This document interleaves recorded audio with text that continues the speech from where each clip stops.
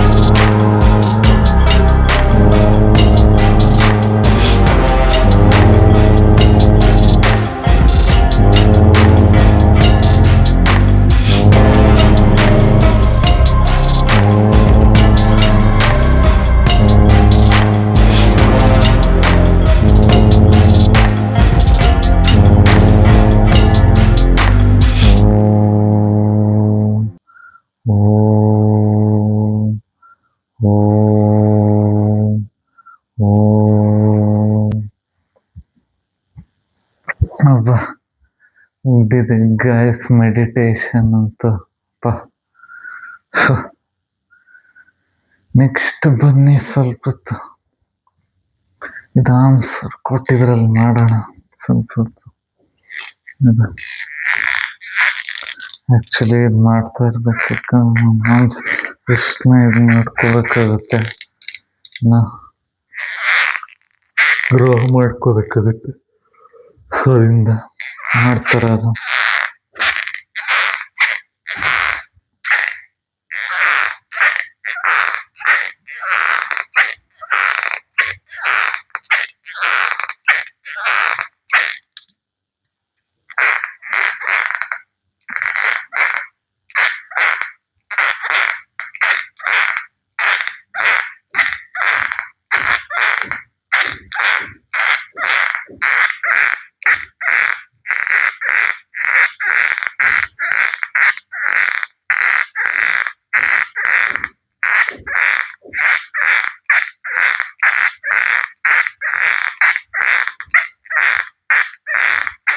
Minimum 15 reps ಮಾಡಿ guys,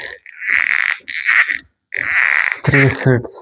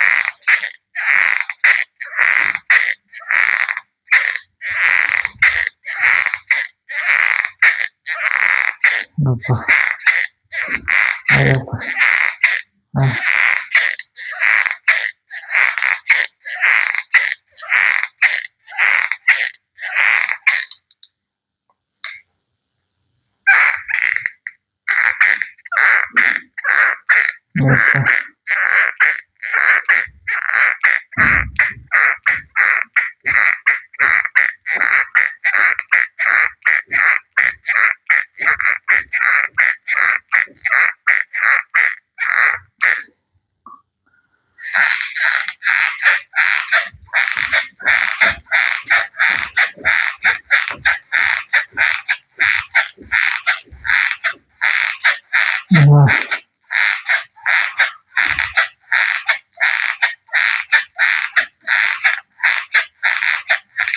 ಆಯ್ತು.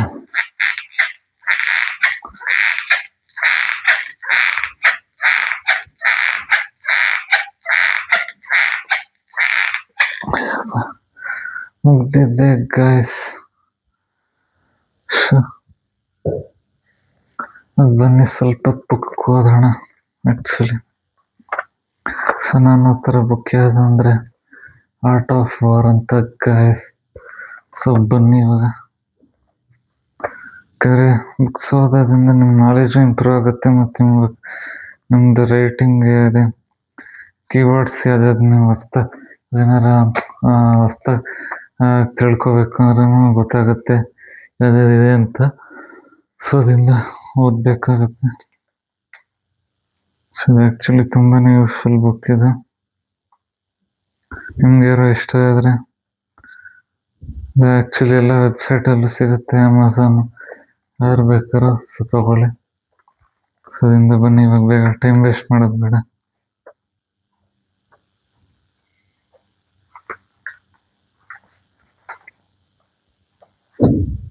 Almost ಓದಿದ್ದೀನಿ, ಅರ್ಧ ಇನ್ನೂ ಓದಬೇಕು.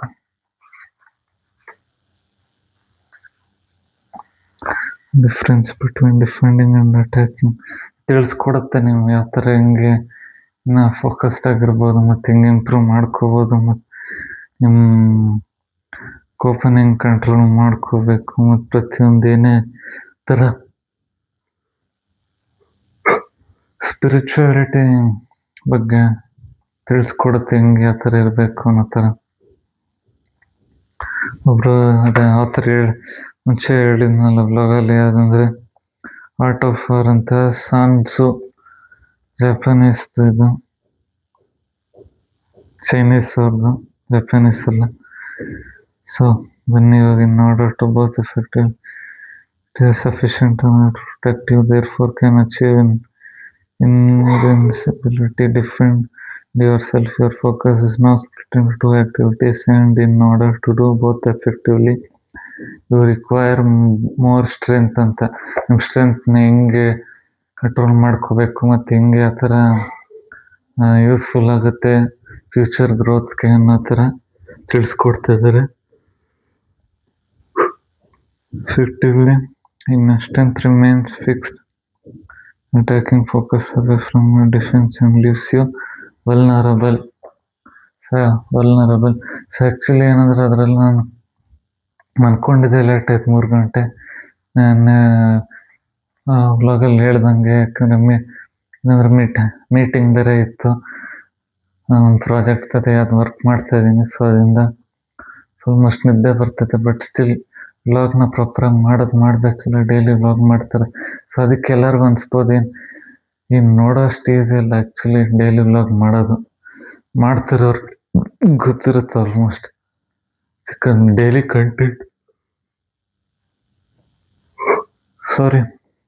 ಕಂಟೆಂಟ್ ಮಾಡೋದು ಅಷ್ಟು ಈಸಿ ಅಲ್ಲ. ಬಟ್ ಸ್ಟಿಲ್ ಗೊತ್ತು, ನಾನು ಇನ್ನೂ ಇಂಪ್ರೂವ್ ಮಾಡ್ಕೋಬೇಕು, ಹೊಸ್ದಾಗಿ ಟ್ರೈ ಮಾಡಬೇಕು ಅಂತ ಮಾಡ್ತೀನಿ ಗಾಯ್ಸ್. ಬನ್ನಿ ಜಾಸ್ತಿ ಟೈಮ್ ವೇಸ್ಟ್ ಮಾಡೋದು ಬೇಡ.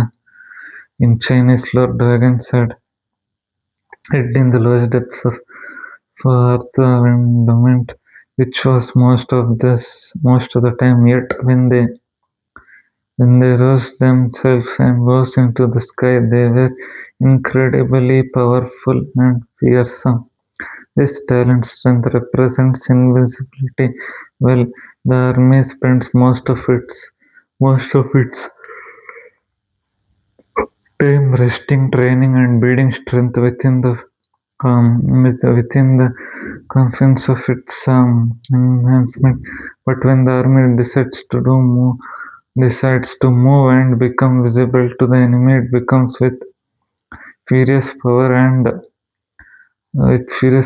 and alarming quickness. When you console yourself from view, no one knows how strong you are and where to attack. During this during this uninterrupted period, you can practice and prepare yourself before you take actions. Action ಹೆಂಗೆ ತಗೋಬೇಕು, ಯಾವ ಥರ ಹೆಂಗೆ action ತಗೊಂಡ್ರೆ improve ಆಗೋಕ್ಕಾಗೋದು ಅನ್ನೋ ಥರ ತಿಳಿಸ್ಕೊಡ್ತಾ ಇದ್ದಾರೆ. ಸೊ ಅದರಿಂದ must university therefore in order to quickly solve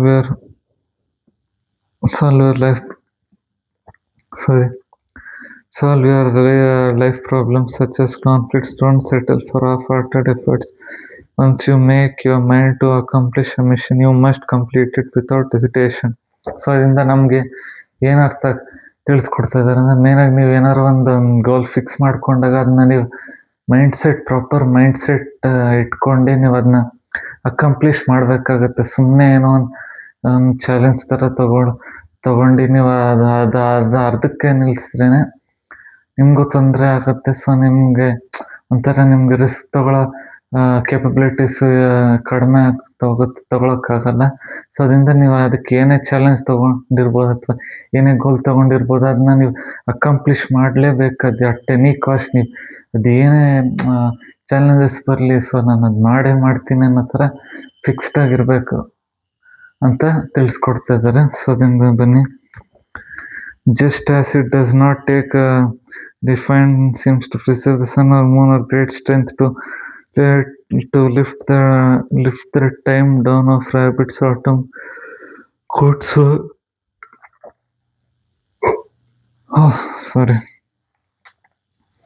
it takes comparatively less skill to resolve problems once they flare into open conflicts. True skill and wisdom lie in the ability to preserve slight variations in our environment and in our diversity in order to nip problems in the bud before they become obvious and damaging. So ಇದರಿಂದ ಏನು ತಿಳಿಸ್ಕೊಡ್ತಾ ಇದ್ದಾರೆ ಅಂದರೆ, ಎಷ್ಟು ಬೇಗ action ತಗೋತೀರಾ ಅಷ್ಟು ಒಳ್ಳೆಯದು. ಮತ್ತು ನೀವು ಏನೇ ಕಾನ್ಫ್ಲಿಕ್ಟ್ ಬಂದರೂ ಅದು ಹೆಂಗೆ ಏನಂದರೆ ನಿಮ್ಮ ಎನ್ವಿರಾನ್ಮೆಂಟ್ ಮೇಲೆ ಡಿಪೆಂಡ್ ಆಗುತ್ತೆ. ಡೈವರ್ಸಿಟಿ ಹೆಂಗೆ ಚೇಂಜಸ್ ಆಗುತ್ತೆ ಮತ್ತು ನೀವು ಹೆಂಗೆ ನಿಮ್ಮ ಗೋಲ್ ಮೇಲೆ ವರ್ಕ್ ಮಾಡ್ತೀರಾ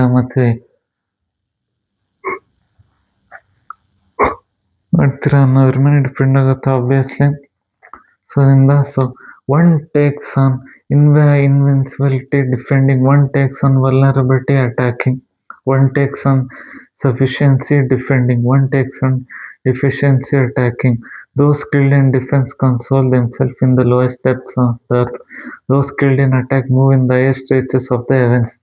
ಸೊ ನಿಮ್ಮ ಸ್ಕಿಲ್ ಮೇಲೆ ಡಿಪೆಂಡ್ ಆಗುತ್ತೆ. ಸೊ ನಿಮ್ಮ ಸ್ಕಿಲ್ ಹೆಂಗೆ ನಿಮಗೆ ಯೂಸ್ಫುಲ್ ಆಗಿರುತ್ತೆ ಅದ್ರ ಮೇಲೆ ನೀವು ಆ್ಯಕ್ಷನ್ ತೊಗೊಂಡು ನೀವು ಹೆಂಗೆ ವರ್ಕ್ ಮಾಡಬೇಕು. therefore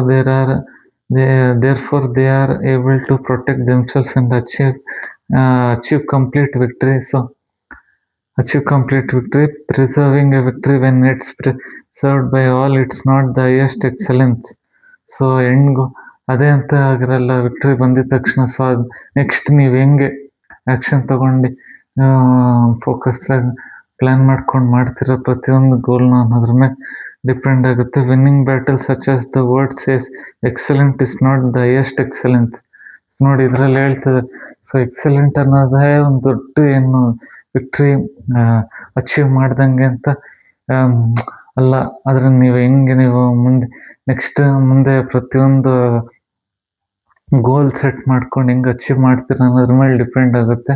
ಸೊ ಅದರಿಂದ ಬನ್ನಿ next, for lifting an atom down it's not considered strength. Seeing in the sun and the moon is not considered a sign of sharp vision. Hearing thunder is not considered a sign of sensitive hearing. ಅಂದರೆ so ಅದರಿಂದ ಏನು ತಿಳಿಸ್ಕೊಡ್ತಾ ಇದ್ದಾರೆ ಅಂದರೆ, so ಬರೀ ಏನು ನೀವು ಸನ್ ನೋಡೋದೇ ಆಗಿರ್ಬೋದು, ಮೂನ್ ನೋಡೋದಿರ್ಬೋದು, ಸಾರಿ ಅದೇ ಒಂದು ದೊಡ್ಡ ಏನು ಗ್ರೇಟ್ನೆಸ್ ಅಂತ ಆಗಲ್ಲ. ಸೊ ನೀವು ಪ್ರತಿಯೊಂದು ಗೋಲ್ ಹಿಂಗೆ ಅಚೀವ್ ಮಾಡ್ತೀರಾ, ಅದ್ರ ಮೇಲೆ ಹೆಂಗೆ ವರ್ಕ್ ಮಾಡ್ತೀರಾ ಅನ್ನೋದ್ರ ಮೇಲೆ ಡಿಪೆಂಡ್ ಆಗುತ್ತೆ ನಿಮ್ಮ ಮೈಂಡ್ ಸೆಟ್ ಎಷ್ಟು ಶಾರ್ಪ್ ಆಗಿರುತ್ತೆ ಅಂತ. ಸೊ ಅದರಿಂದ ಓಕೆನಾ ಗೈಸ್. ಸೊ ಬನ್ನಿ ನೆಕ್ಸ್ಟ್ ಇನ್ನೂ ಒಂದು ಬುಕ್ ಇದೆ, ಅದರಲ್ಲಿ ಏನು ಮೆಸೇಜ್, ಅದರಲ್ಲಿ ಹೆಂಗೆ ನಿಮ್ಗೆ ಯೂಸ್ಫುಲ್ ಆಗಿರುತ್ತೆ ಅಂತ ತಿಳಿಸ್ಕೊಡ್ತೀನಿ ಬನ್ನಿ ಇವಾಗ.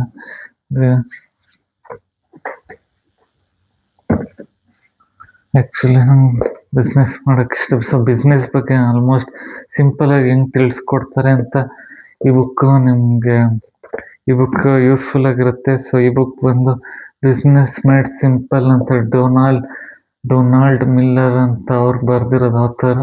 ಸೊ ಬನ್ನಿ ಅವ್ರು ಎಷ್ಟು ಸಿಂಪಲಾಗಿ ಬಿಸ್ನೆಸ್ ಬಗ್ಗೆ ಹೆಂಗೆ ಡೆಪ್ತಾಗಿ ತಿಳಿಸ್ಕೊಡ್ತಾರೆ ಸಿಂಪಲ್ಲಾಗಿ ಅಂತ ನಿಮಗೆ ತಿಳಿಸ್ಕೊಡ್ತೀನಿ.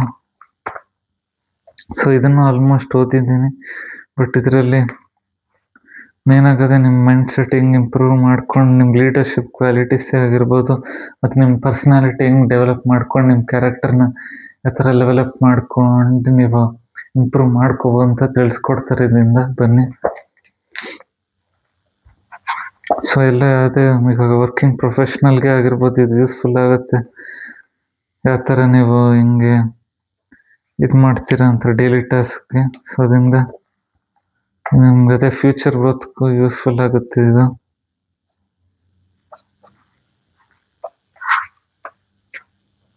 ಸೊ ಬನ್ನಿ. ಸೊ ಏನಂದರೆ ಇವತ್ತು ಮೈಂಡ್ ಸೆಟ್, ಕ್ಯಾರೆಕ್ಟರ್ ಯಾವ್ಯಾವ ಗ್ರೋತ್ ಮೈಂಡ್ ಸೆಟ್. ನಿಮ್ಮ ಮೈಂಡ್ ಸೆಟ್ ಆ ಥರ ಇರಬೇಕಂದ್ರೆ ಗ್ರೋತ್ ಮೈಂಡ್ ಸೆಟ್ ಇರಬೇಕು.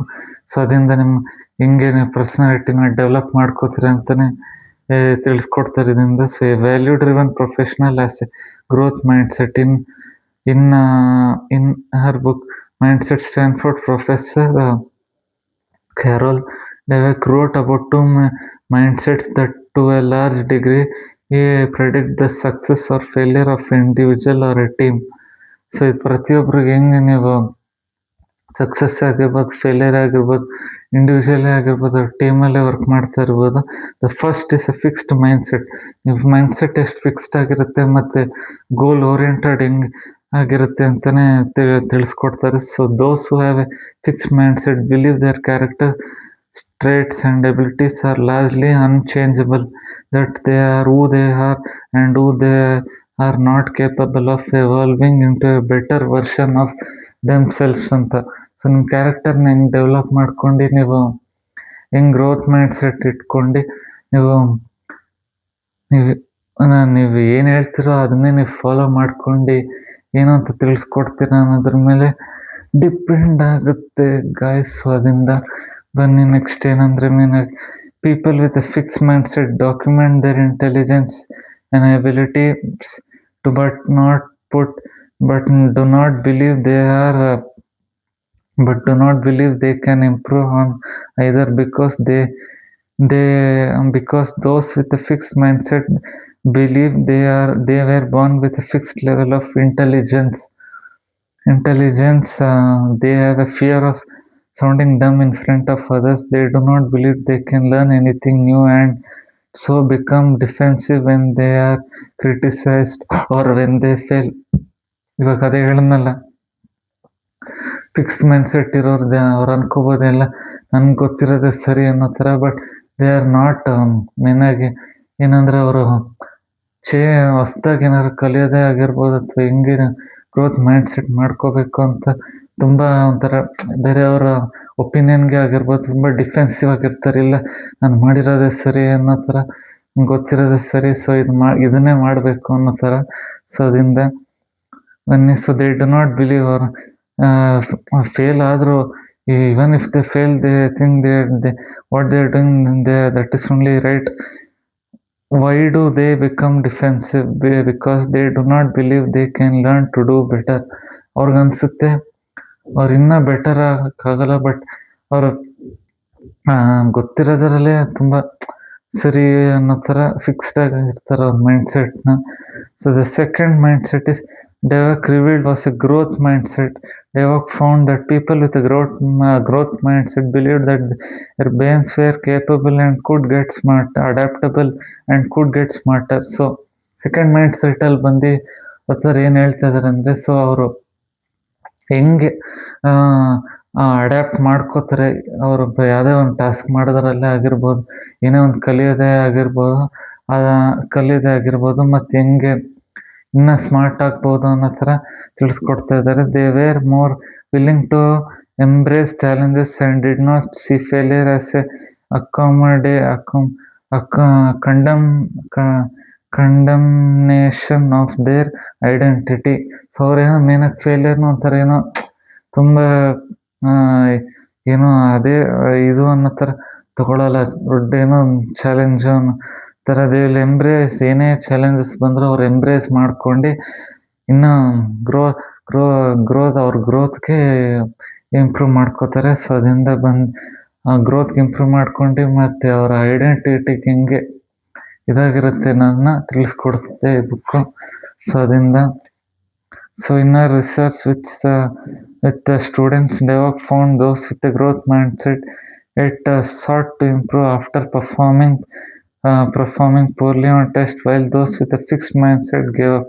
Students with a growth mindset improved and earned better grades, while those with a fixed mindset did not.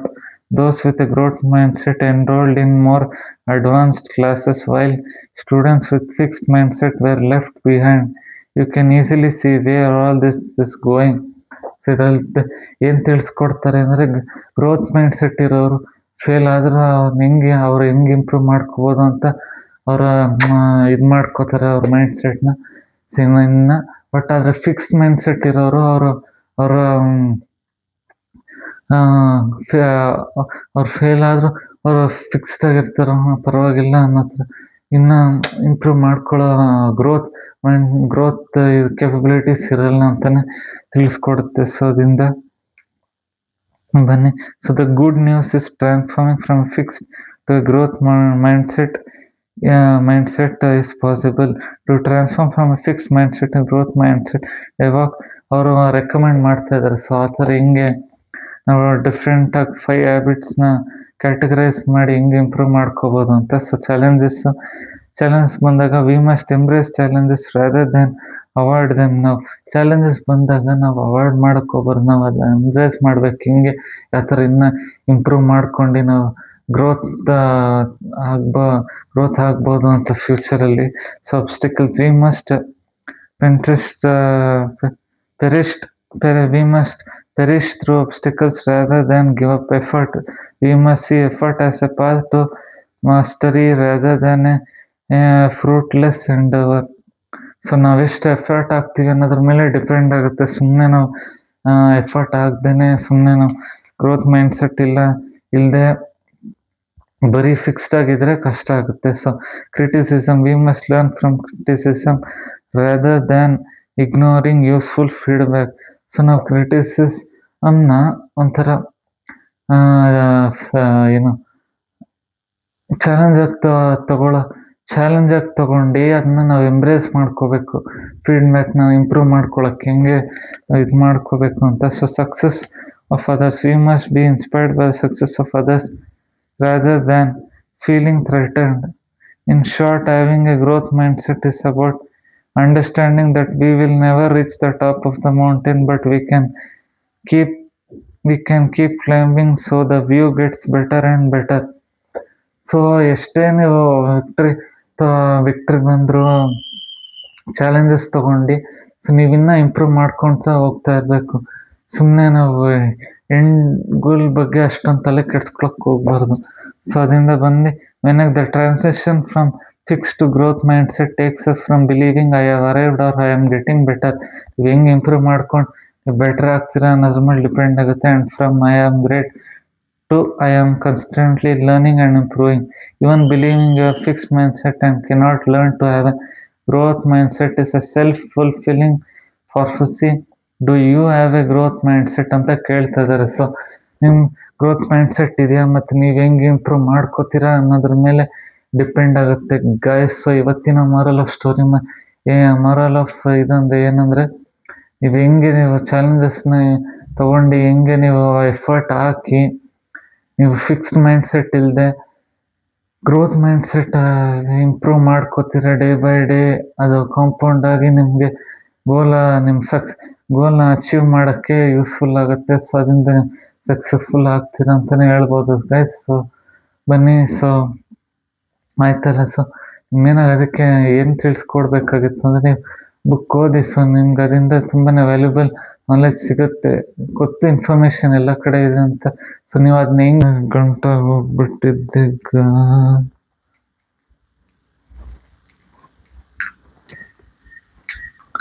ಬನ್ನಿ ಎಷ್ಟು ಮಾಡೋಕ್ಕಾಗುತ್ತೆ ನೋಡೋಣ. ಫಸ್ಟ್ ಹಿಂದೆ ಇಟ್ಕೋಬೇಕು, ನಾನು ನೋಡಿ ಮುಂದೆ ಇಟ್ಕೋತೀವಿ. 1 2 3 ಯಪ್ಪ ಸಿಗಾಕೋತಿದೆ. 4 5 6 7 8 9 10 11 12 13 14 15 16 17 18 19 20. ಯಪ್ಪ ಜಾಸ್ತಿ ಜಂಪ್ ಮಾಡೋಕ್ಕಾಗ್ತಾ ಇಲ್ಲ. ಜಾಸ್ತಿ ಜಂಪ್ ಮಾಡಬಾರ್ದು, ಅದಕ್ಕೆ ನೋಡಿ ಹಿಂಗೆ ಸಿಗಾಕೊಳ್ಳುತ್ತೆ. ಸೊ ಅದರಿಂದ ಅಯ್ಯಪ್ಪ ಜಸ್ಟ್ ಮಿಸ್ ಬಿದ್ದೋಗ್ಬಿಡ್ತಾ ಇದೆ. 1 2 3 4 5. ಸ್ಲೋ ಆದರೂ ತುಂಬ ಕಷ್ಟ. ಯಪ್ಪ 1 2 3 4 5 6 7 8 9 10 11 12 13 14 15 16 17 18 19 20 21 22 23 24 25 26 27 28 29 30 31 32 33 34 35 36 37 38 39 40.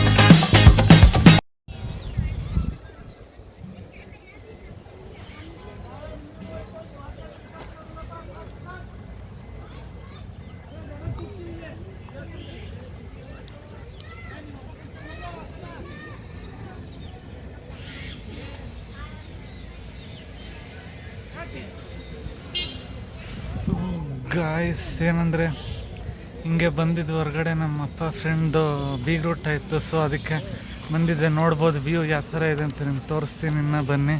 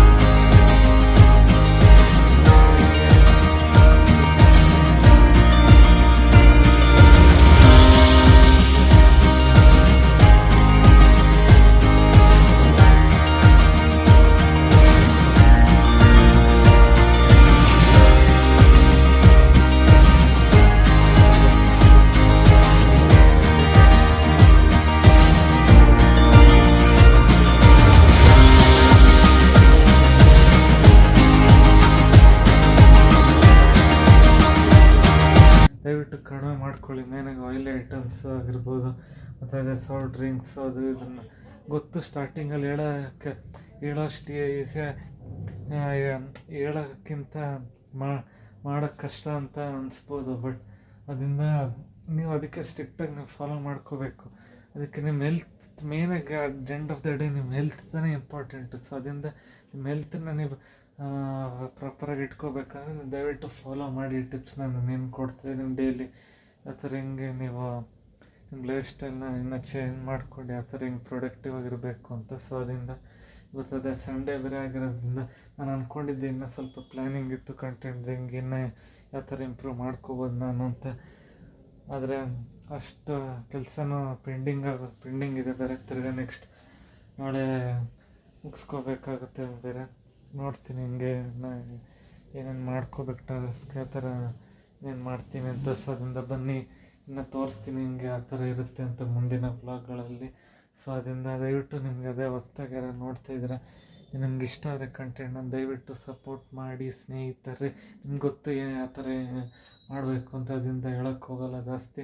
ಸೊ ನಿಮಗೂ ಬೇಜಾರಾಗುತ್ತೆ ಸುಮ್ಮನೆ ಎಲ್ಲರ ಥರ ಏನು ಲೈಕ್ ಮಾಡಿ, ಶೇರ್ ಮಾಡಿ, ಸಬ್ಸ್ಕ್ರೈಬ್ ಮಾಡಿ ಅಂದ್ಕೊಂಡು ಅವೆಲ್ಲ ಬೇಕಾ ಹೇಳ್ಬೇಕಾ? ನಿಮಗೆ ಗೊತ್ತು, ನಿಮ್ಗೆ ಇಷ್ಟ ಆದರೆ ನೀವೇ ಮಾಡ್ತೀರಂತ. ಸೊ ಅದರಿಂದ ದಯವಿಟ್ಟು ನಿಮ್ಗೆ ಇಷ್ಟ ಸಪೋರ್ಟ್ ಮಾಡಿ ಸ್ನೇಹಿತರೆ, ಎಲ್ಲ ಕನ್ನಡ ಕಂಟೆಂಟ್ ಕ್ರಿಯೇಟರ್ಸ್ಗೂ ಕೂಡ. ಸೊ ಅದರಿಂದ ಅವ್ರಿಗೂ ಹೆಲ್ಪ್ ಆಗುತ್ತೆ, ನಿಮಗೂ ಹೆಲ್ಪ್ ಆಗುತ್ತೆ. ನನ್ನ ಜರ್ನಿಗೆ ನಾನು ಇನ್ನೂ ಇಂಪ್ರೂವ್ ಮಾಡ್ಕೊಂಡು ನಿಮಗೆ ಒಳ್ಳೆ ಕಂಟೆಂಟ್ ಕೊಡ್ತೀನಿ ಅಂತಲೇ ಹೇಳ್ಬೋದು. ಅದರಿಂದ ಸೊ ನಂಗೆ ತುಂಬಾ ಖುಷಿ ಆಗ್ತದೆ. ಆ್ಯಕ್ಚುಲಿ ನಾನು ಈ ಜರ್ನಿ ಸ್ಟಾರ್ಟ್ ಮಾಡಿದಾಗಿಂದ ನಾನು ಅಂದ್ಕೊಂಡಿರಲಿಲ್ಲ ಇಷ್ಟು ದಿವಸ ಕಂಟಿನ್ಯೂಸ್ ಆಗಿ ಹಿಂಗೆ ಮಾಡ್ತೀನಿ ಅಂತ. ಅದರಲ್ಲೂ ಟೈಮ್ ಹೋಗಿದೆ ಗೊತ್ತಾಗಲಿಲ್ಲ ನೋಡಿ. ಆಲ್ಮೋಸ್ಟ್ 2 ವಾರ ಮೇಲಾಗಿದೆ. ಯಪ್ಪ, ಆಶ್ಚರ್ಯ ಆಗ್ತದೆ ಗೈಸ್. ಅದರಿಂದ ಟೈಮ್ ನಾವು ಎಷ್ಟು ಎಫೆಕ್ಟಿವ್ ಯೂಸ್ ಮಾಡ್ಕೋತೀವೋ ಅಷ್ಟು ಅದ್ರ ಮೇಲೆ ಡಿಪೆಂಡ್ ಆಗುತ್ತೆ. ಸೊ ಅದರಿಂದ ನೀವು ಅಷ್ಟೇ ಟೈಮ್ ಜಾಸ್ತಿ ವೇಸ್ಟ್ ಮಾಡೋಕ್ಕೆ ಹೋಗ್ಬಿಡಿ. ಓವರ್ ಥಿಂಕ್ ಮಾಡ್ಕೊಂಡು ಏನು ಮಾಡೋದು ಹಿಂಗೆ ಆ ಥರ ಅನ್ನೋ ಥರ ಏನು ಸ್ಟಾರ್ಟ್ ಮಾಡಬೇಕು ಸ್ಟಾರ್ಟ್ ಮಾಡಿ ಅಷ್ಟೇ. ಜಾಸ್ತಿ ತಲೆ ಕೆಡ್ಸ್ಕೊಳಕ್ಕೆ ಹೋಗ್ಬಿಡಿ. ಅವ್ರು ಇರಬೇಕು, ಇವ್ರು ಇರಬೇಕು, ಅಥವಾ ಅವ್ರು ಸಪೋರ್ಟ್ ಬೇಕು, ಅದು ಆ ಥರ ಇದೆ ಈ ಥರ ಇದೆ ಅಂತೆಲ್ಲ ಜಾಸ್ತಿ.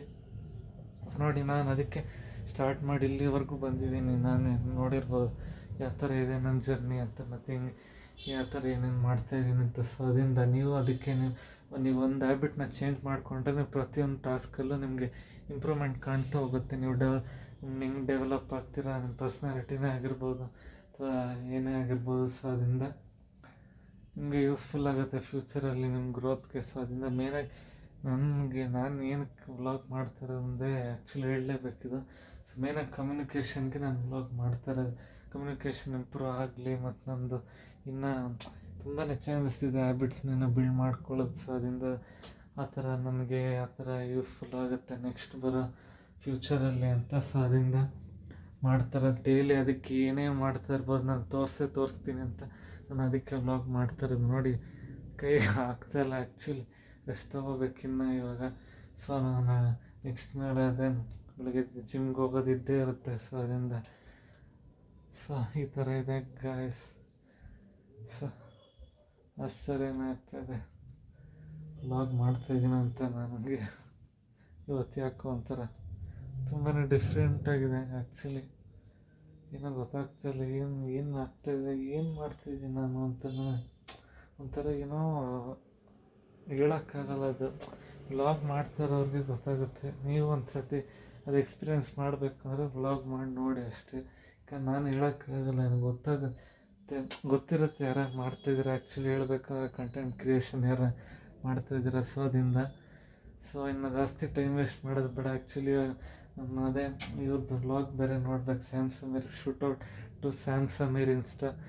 ಅವ್ರ ವ್ಲಾಗ್ನ ನೀವು ನೋಡಿ, ಯಾರ್ಯಾರಿಗೆ ಇಷ್ಟ ಆಗುತ್ತೆ. ತುಂಬಾ ಒಂಥರ ಡಿಫ್ರೆಂಟಾಗಿ ಕಂಟೆಂಟ್ ಮಾಡ್ತಾರೆ. ತುಂಬ ನನಗೂ ಪ್ರೌಡ್ ಆಗುತ್ತೆ ಆ್ಯಕ್ಚುಲಿ ಅವ್ರು ನಮ್ಮ ಕನ್ನಡ ಇಂಡಸ್ಟ್ರಿಯಲ್ಲಿ ಇರೋದಕ್ಕೆ. ಸೊ ಅದರಿಂದ ನೋಡೋಣ. ಇನ್ನೊಂದೇನೆಂದರೆ ಅದೇ ಅವ್ರ ವ್ಲಾಗಲ್ಲಿ ಹೇಳಿದ್ರು ಬೇರೆ, ಇದು ರೀಲ್ ಥರ ಮಾಡಾಕಿ ಇದು ಪ್ಲೇ ಬಟನ್ ಬಂದಿದೆ. ಆ್ಯಕ್ಚುಲಿ ಅವ್ರದ್ದು ಅನ್ಬಾಕ್ಸಿಂಗ್ ಇವೆಂಟ್ ಇದೆ. ಸೊ ನೋಡೋಣ, ಲಕ್ಕಿದ್ರೆ ಸಿಗುತ್ತೆ guys. Hope so I will be able to meet him. So ನೋಡೋಣ, ದೇವ್ರ ದಯಿಂದ ಮೀಟ್ ಮಾಡಿದ್ರೆ ನನಗಂತೂ ಹೇಳೋಕ್ಕಾಗಲ್ಲ ಎಷ್ಟು ಖುಷಿ ಆಗುತ್ತೆ ಅಂತ. ನೋಡೋಣ. ದೇವ್ರದಿಂದ ಮೀಟ್ ಮಾಡಿದೆ ಚೆನ್ನಾಗಿರುತ್ತೆ. ಬನ್ನಿ. ಸೊ ವ್ಲಾಗ್ನ ನೋಡಿಬಿಟ್ಟೆ ಮನ್ಕೊಳ್ಳೋದು ನಾನು ಡೈಲಿ. ಅದಕ್ಕೆ ಆ ಥರ ತುಂಬಾ ಪಾಸಿಟಿವ್ ವೈಬ್ಸ್ ಅಂತಲೇ ಹೇಳ್ಬೋದು. ವ್ಲಾಗಲ್ಲಿ ಒಂದಲ್ಲ ಒಂದು ಕಲಿಬೋದು ಡೈಲಿ. ನೋಡೋರ್ಗೆ ಗೊತ್ತಿರುತ್ತೆ, ಅದಕ್ಕೆ ಡೈಲಿ ನೋಡೋರಿಗೆ. ಸೊ ಅದರಿಂದ ಸೊ ಅವ್ರದ್ದು ಮತ್ತು ಇನ್ನೊಬ್ರದ್ದು ಇದೆ ಸುಜಿತ್ ಗೌಡ್ರು ಅಂತ, ಅವ್ರದ್ದು ನೋಡ್ತೀನಿ. ಸೊ ಅವ್ರದ್ದಂತೂ ಮಸ್ತಾಗಿರುತ್ತೆ ಕಾಮಿಡಿ ಕಂಟೆಂಟ್, ಮಸ್ತಾಗಿ. ಅವ್ರು ರೀಸೆಂಟಾಗಿ ಎಲ್ಲ ಟ್ರಿಪ್ಗೆ ಬೇರೆ ಹೋಗಿದ್ರು, ಎಲ್ಲ ಗ್ರೂಪ್ ಮಾಡ್ಕೊಂಡು ಸಬ್ಸ್ಕ್ರೈಬರ್ಸ್ ಜೊತೆ.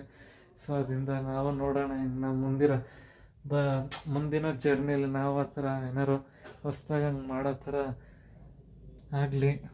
ನೋಡೋಣ, ಎಲ್ಲರೂ ಸಿಗೋಣ, ಮೀಟಪ್ ಥರ ಏನಾರು ಮಾಡೋಣ, ಅಥವಾ ಹೆಂಗೆ ಏನು ಮಾಡ್ಬೋದು ಅಂತ. ಸೊ ಅದರಿಂದ guys, so thanks for watching, lots of love. ಮುಂದಿನ ವ್ಲಾಗಲ್ಲಿ ಸಿಗ್ತೀನಿ. ಅಲ್ಲಿವರೆಗೂ take care, see you, be happy guys.